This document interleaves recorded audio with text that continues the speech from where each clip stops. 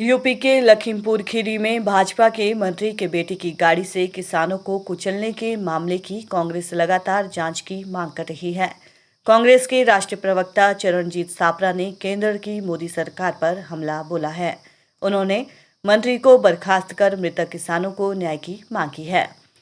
कांग्रेस के राष्ट्रीय प्रवक्ता चरण सिंह सापरा ने शिमला में पत्रकार वार्ता के दौरान कहा कि यूपी में बीजेपी के मंत्री के बेटे ने किसानों पर गाड़ी चढ़ाई, लेकिन कार्रवाई के बजाय सारी मोदी सरकार गुनहगार को बचाने में लगी है। उन्होंने कहा कि चश्मदीद के अनुसार पिस्तौल से किसान की मौत हुई, लेकिन सच बाहर नहीं आ पा रहा है। जब विपक्ष के नेता यूपी में परिवार से मिलने जाते हैं तो उन्हें रोका गया। प्रियंका गांधी को 48 घंटे से ज्यादा हिरासत में रखा गया। उन्होंने कहा कि सत्ता बल व बाहुबल का प्रयोग कर गुनहगारों को बचाया गया है। पूरे देश में भाजपा के नेताओं के लिए अलग और आम जनता के लिए अलग कानून लागू किया जा रहा है। उन्होंने कहा कि यूपी में अंधा कानून चल रहा है। उन्होंने मांग की मंत्री के बेटे को हिरासत में लिया जाए और गृह राज्य मंत्री अजय कुमार मिश्रा को पद से इस्तीफा देना चाहिए। सापरा ने कहा कि राम राज्य की बात करने वाले लोग खुद यमराज बनकर लखीमपुर में उतरे हैं। उन्होंने कहा कि ऐसा व्यक्ति जो तस्करी करता है, गुंडा है, उसे मोदी ने गृह राज्य मंत्री बनाया है।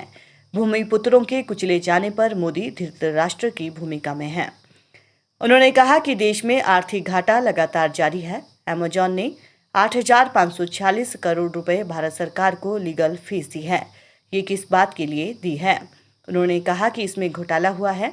कंपनी ने ये रकम देकर नियमों में क्या बदलाव करवाए, ये जानने का विषय है। मोदी सरकार का ना खाएंगे ना खाने देंगे का नारा खोखला साबित हुआ है। आज मोदी सरकार खाएंगे, खिलाएंगे, लुटाएंगे की नीति पर काम कर रहे हैं और पूरे देश को लुटा रहे हैं। 70 सालों में कांग्रेस ने जो बड़ी बड़ी कंपनियां बनाई थी वो 7 सालों में लुटा दी। 70 सालों के जतन का 7 साल में पतन हो गया है। उन्होंने कहा कि देश में पेट्रोल डीजल के दाम में हर रोज बढ़ोतरी हो रही है। पेट्रोल 100 के पार हो गया है। सिलेंडर 1000 का आंकड़ा छू गया है। महंगाई से आम जनता परेशान है, लेकिन केंद्र की मोदी सरकार मूक दर्शक बनकर बैठी है। चुनाव में जनता इन्हें बाहर का रास्ता दिखाएगी। हमारे दो मुख्यमंत्री वहां पर छत्तीसगढ़ और पंजाब के मुख्यमंत्री जाना चाहते थे तो उनको जाने नहीं दिया। फिर राहुल जी के साथ जब वो जाने लगे तो सुबह परमिशन नहीं दी गई, लेकिन दोपहर को फिर परमिशन दी गई और कहा गया कि हमारी गाड़ियों में आप जाओगे। प्रियंका जी को जहां पर रखा था वहां पर ऊपर ड्रोन चल रहा था। राहुल जी और हमारे मुख्यमंत्री वहां पर जाने लगे तो उनके साथ में सारी सीआईडी और सारी पुलिस फोर्स। ऐसे लग रहा था कि जैसे ये अपराधी है। तो उत्तर प्रदेश की इस पुलिस का और प्रशासन का और मुख्यमंत्री का हम निषेध करते हैं। और जो सच्चे गुनहगार हैं, जिन्होंने किसानों पर हमला किया, किसानों को पीछे से हमला हुआ, पीठ से हमला हुआ। पीठ में छुरा घोंपने की बात तो हम सब ने सुनी थी, लेकिन पीठ पर से गाड़ी चढ़ा देना ये भारतवर्ष में पहली बार देखा गया है। और उसके बाद भी मोनू मिश्रा, जिनको पुलिस ने समन किया था कल, सुप्रीम कोर्ट ने कॉग्निसेंस लेने के बाद में कल 2 लोगों को अरेस्ट किया गया। अगर सुप्रीम कोर्ट कॉग्निसेंस नहीं लेती तो मुझे लगता कि इसमें वो 2 लोगों को भी अरेस्ट नहीं किया जाता। मोनू मिश्रा को समन भेजे गए। आज सुबह 10 बजे उसने हाजिर होना था,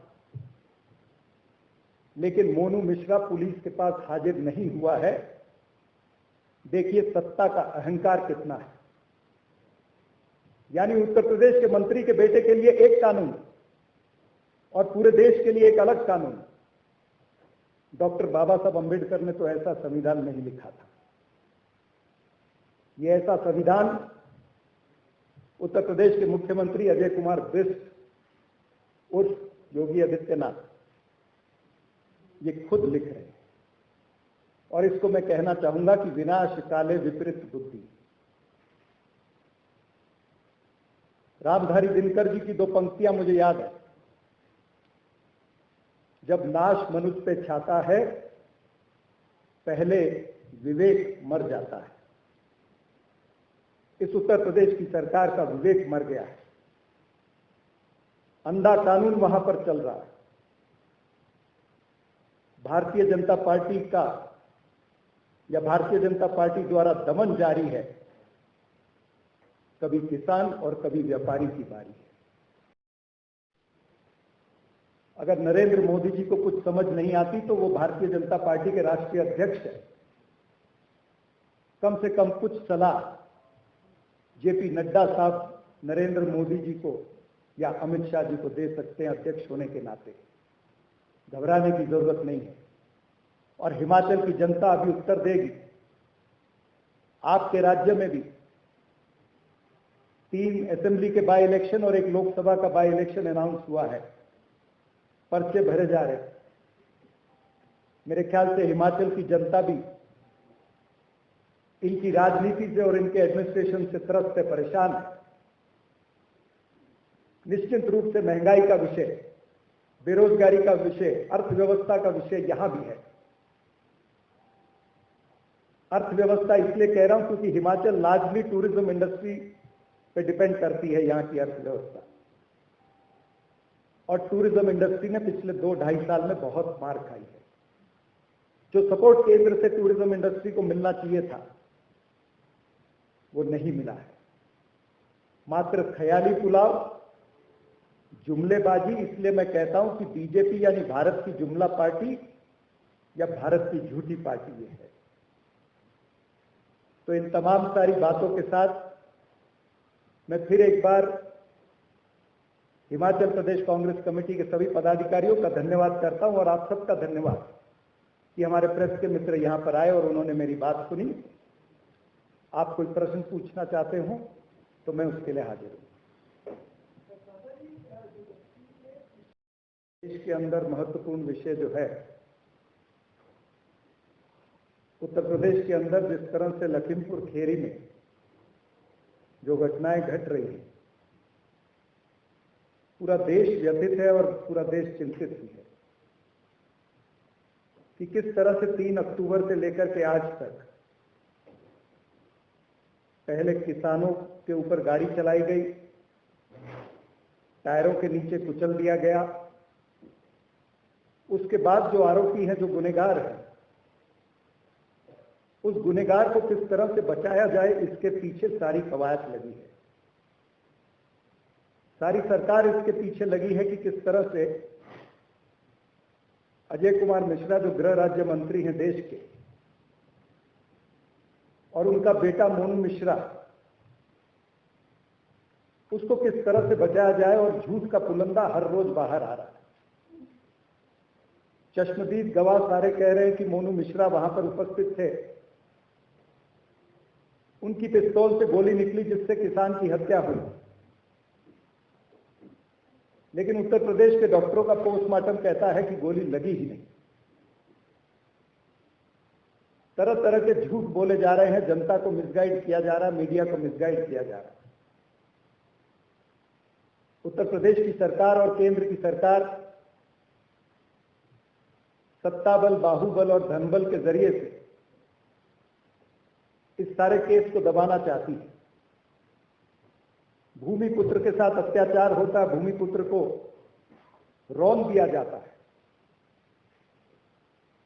और जब विपक्ष के नेता अगर उस परिवार से संवेदना व्यक्त करना चाहते हैं, वहां पर जाना चाहते हैं, तो उनको भी रोका जाता है। आपके ध्यान में है कि किस तरह से प्रियंका गांधी जी को रात को 3:30 बजे पुरुष पुलिसमैन थे, कोई महिला पुलिस वाले नहीं थे, उनको 3:30 बजे डिटेन किया गया और ठीक 24 घंटे के बाद उनके ऊपर एफआईआर भी ली गई। एफआईआर क्या थी? 107, 116 की कलम के तहत और 151 की कलम के तहत। 107 और 116 है एबेटमेंट। वकील साहब यहां बैठे थे। एबेटमेंट का चार्ज कोई प्रियंका जी की उस विजिट पर लगता ही नहीं है। और 151 में 24 घंटे से ज्यादा आप किसी को हिरासत में नहीं रख सकते। प्रियंका जी को 48 घंटे से ज्यादा हिरासत में रखा गया।